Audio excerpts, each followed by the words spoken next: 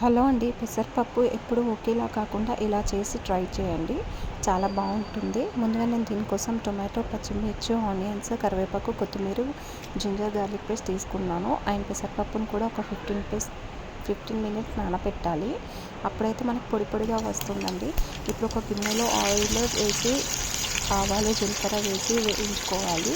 Onions కూడా వేసి బాగా వేయించుకోవాలండి. కొంచెం గోల్డెన్ కలర్లోకి రావాలి ఆనియన్స్ అనేవి.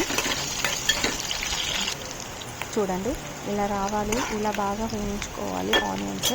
అండ్ ఇప్పుడు ఇందులో కట్ చేసి పెట్టుకున్న పచ్చిమిర్చి కూడా వేసి బాగా వేయించుకోవాలి. ఇందులోనే టమాటో కూడా వేసి ఇంకాసేపు వేయించుకోవాలి. ఈ స్టేజ్లోనే కాస్త ఉప్పు వేసుకొని ఇంకొంచెం మగ్గించుకోవాలండి. ఇప్పుడు ఇందులో చిటికెడు పసుపు కూడా వేసి బాగా వేయించుకోవాలి. అండ్ తగినంత కారం కూడా వేసుకోవాలండి. నేనైతే ఇక్కడ 2 స్పూన్స్ ఆఫ్ చిల్లీ పౌడర్ వేసుకున్నాను.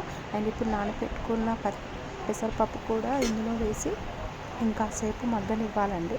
చూడండి, ఇలా కాసేపు ఉడకనివ్వాలి.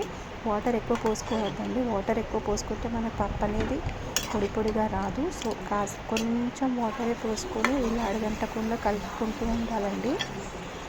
చూసారా, పొడి పొడిగా ఎంత చక్కగా ఉందో. ఇలా దగ్గరకు వచ్చే వరకు కలుపుకుంటూ ఉండండి, అడుగంటకూడదు. ఇందులోనే కాస్త కొత్తిమీర కూడా వేసి ఒకసారి కలిపేసుకోండి. ఆ వాటర్ అనేది కొంచెం పోయేంత వరకు కలుపుకొని స్టవ్ ఆఫ్ చేసుకుంటే సరిపోతుందండి. చూడండి ఎంత పొడి పొడిగా చక్కగా ఉందో. దీని కాంబినేషన్లో మీరు చారు కూడా చేసుకుంటే ఈ రెండు టేస్ట్ చాలా బాగుంటుంది.